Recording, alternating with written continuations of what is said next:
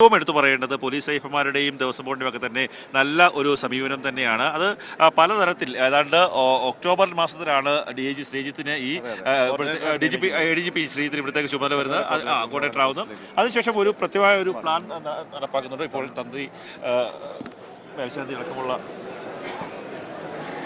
തിരുവാഭരണ ഘോഷയാത്രയ്ക്ക് പോകേണ്ടവരെ അനുഗ്രഹിച്ചയക്കാനുള്ള ആ പോക്കാണ് തന്ത്രിയും മേൽശാന്തിയും കീഴ്ശാന്തിയും കൂടെ പോകുന്നത്. നട തുറന്നു. ഇനി അടുത്ത പ്രധാനപ്പെട്ട ചടങ്ങ് സന്നിധാനത്തേക്ക് നിന്ന് പുറപ്പെടുന്ന ആ ഘോഷയാത്ര. അതിപ്പോൾ 18-ാം പടിക്ക് താഴെ അയ്യപ്പ സേവാ സംഘത്തിന്റെയൊക്കെ വോളണ്ടിയേഴ്സ് കർപ്പൂരാഴി കത്തിക്കാനുള്ള തട്ടകവും ഒക്കെ ആയിട്ട് അണിനിരക്കും. ആ കാഴ്ചകളിലേക്കാണ് ഇനി പോകുന്നത്. ഇവിടെ നിന്ന് അനുമതി ലഭിച്ചാൽ അവർ മെല്ലെ ശരംകുത്തിയിലേക്ക് നീങ്ങി തുടങ്ങും. ശരംകുത്തിയിൽ കാത്തു നിൽക്കുകയാണ് തിരുവാഭരണ പേടകം. നേരത്തെ കണ്ണൻസ്വാമി പറഞ്ഞു വന്നതുപോലെ തന്നെ ഇത്തവണ ഇന്നലെ ADGP പറഞ്ഞത് ഇത്തവണ ശബരിമല ദർശനം സുഗമമായിരുന്നു അയ്യപ്പ ഭക്തർക്ക്.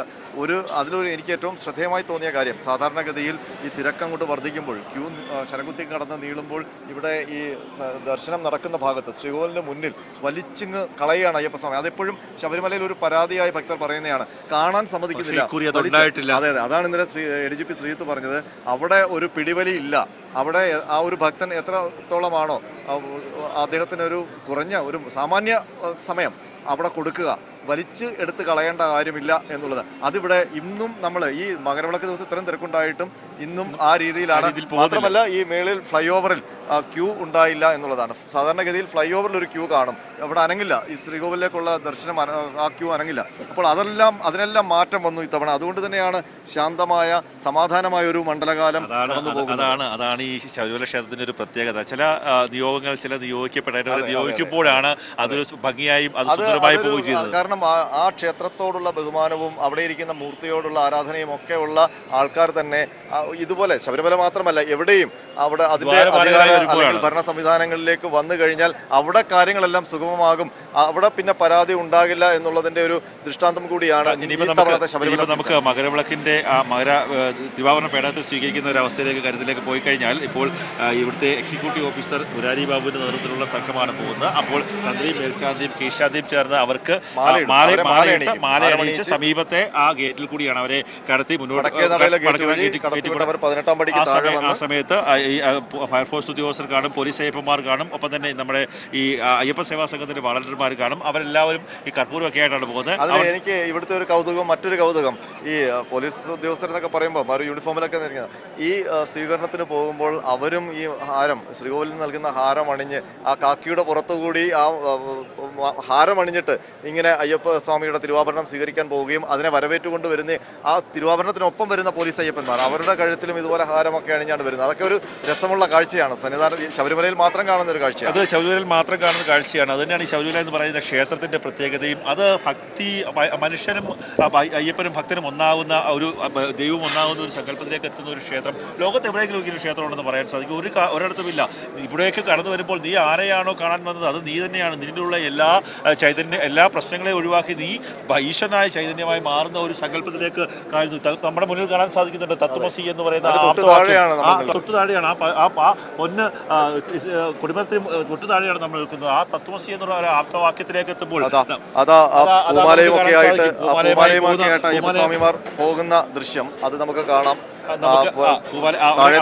കൂടി അവര് പോകുന്നത് ആ തിരുവാഭരണ പേടകത്തിൽ അണിയിക്കാനുള്ള ഹാരവുമായിട്ടാണ്. ഇനി അങ്ങനെ ഓരോരോ വിഭാഗങ്ങൾ ഈ ഘോഷയാത്രയിൽ അണിനിരക്കേണ്ട ഒരുപാട് വിഭാഗങ്ങളുണ്ട്. തീവട്ടിയുമായി വരുന്നവരുണ്ട്, കർപ്പൂരാഴി തെളിയിക്കേണ്ടതുണ്ട്. കർപ്പൂരാഴി എന്ന് പറയുന്നത് ഒരു കാഴ്ച തന്നെയാണ്. വലിയൊരു ചെമ്പ് പോലെ ഒരു പാത്രം, ആ പാത്രത്തിന് 2 വലിയ കമ്പിപ്പിടികൾ, അതിന് നടുവിൽ ആ ചെമ്പ് പാത്രത്തിൽ നിറയെ കർപ്പൂരം നിറച്ച് അതങ്ങ് ആളി കത്തിക്കും.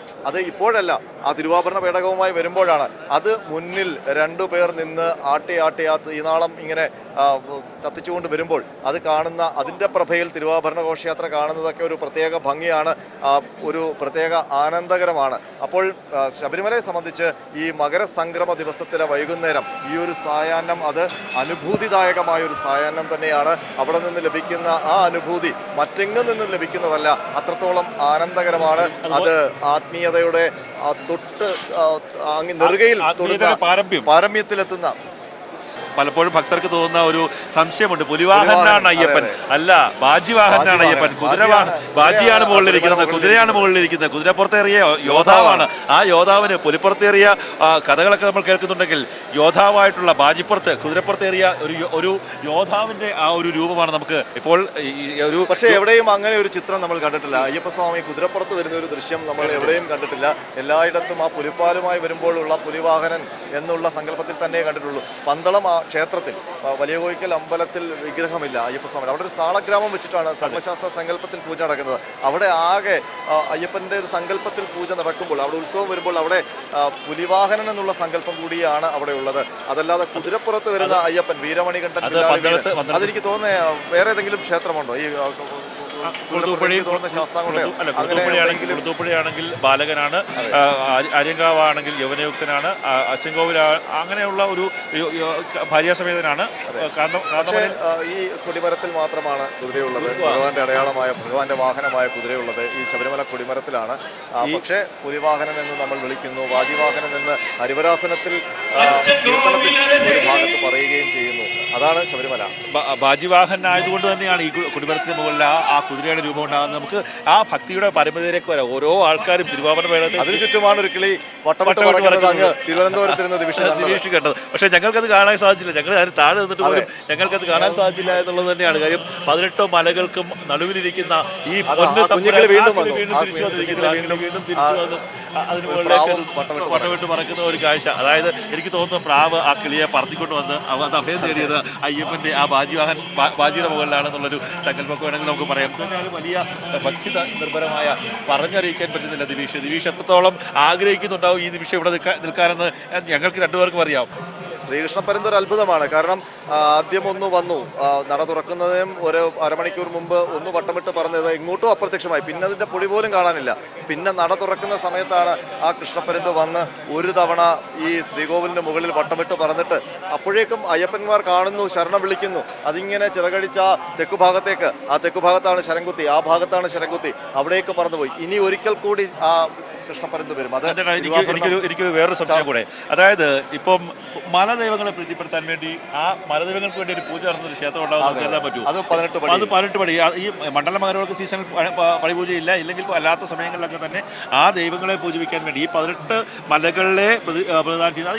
ഒരുപക്ഷെ ഈ പാണ്ഡ്യനാടുമായിട്ടൊക്കെയുള്ള ബന്ധം, പാണ്ഡ്യരാജാക്കന്മാരുടെ ഭരണം മധുരയുമായിട്ടുള്ള ബന്ധത്തിന്റെ ഭാഗമായിട്ട് കൂടിയാകും ഈ 18 പടികളും ഈ കാടിന്റെ നടുക്ക് ഈ കാനന ക്ഷേത്രമായിട്ട് കൂടി ഇങ്ങനെ കല്ലുകൊണ്ട് നിർമ്മിച്ച ഒരു ക്ഷേത്രമൊക്കെ ഉണ്ട്. കാരണം ഒരുപക്ഷെ അന്ന് കേരളത്തിലെ ഈ മലയാള നാടെന്ന് വിശേഷിപ്പിക്കാം. അന്ന് കേരളമല്ല, പാണ്ഡ്യരാജാക്കന്മാരൊക്കെ ഭരിച്ചിരുന്ന ഒരു ദേശമാണ്. അവിടെ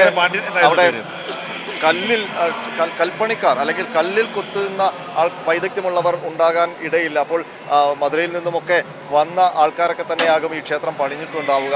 അങ്ങനെ വരുമ്പോൾ തമിഴ്നാടുമായിട്ടുള്ള ബന്ധം ഇപ്പോഴും അയ്യപ്പൻ സ്വാമിമാർ ഏറ്റവും കൂടുതൽ വരുന്നത് തമിഴ്നാട്ടിൽ നിന്നാണ്. 1952 ശേഷവും വീണ്ടും എത്ര ഭംഗിയായി ആ ക്ഷേത്രം തിരിച്ചു വന്നു എന്നുള്ളതാണ്.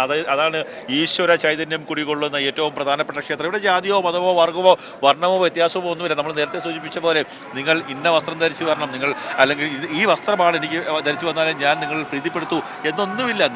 നിങ്ങളെ അറിഞ്ഞ് നിങ്ങളായി നിങ്ങളുടെ ആത്മീയമായിട്ടുള്ള കാര്യം എന്താണ്, നിങ്ങൾ മനുഷ്യ സമൂഹത്തിൽ എന്താണ് നന്മ ചെയ്യേണ്ടതെന്നുള്ള കാര്യങ്ങൾ മനസ്സിലാക്കാൻ 41 ദിവസത്തെ വ്രതമെടുത്ത് മാത്രം വന്ന് ഞാനും നിങ്ങളും നീയും ഒന്നാകുന്ന ഒരു സങ്കല്പത്തിലേക്ക് കയറി 18 പടി ചവിട്ടി നമുക്ക് പരസ്പരം തൊഴുത് മുന്നോട്ട് പോകാമെന്നുള്ള ഒരു സങ്കല്പമാണ്. അതെ.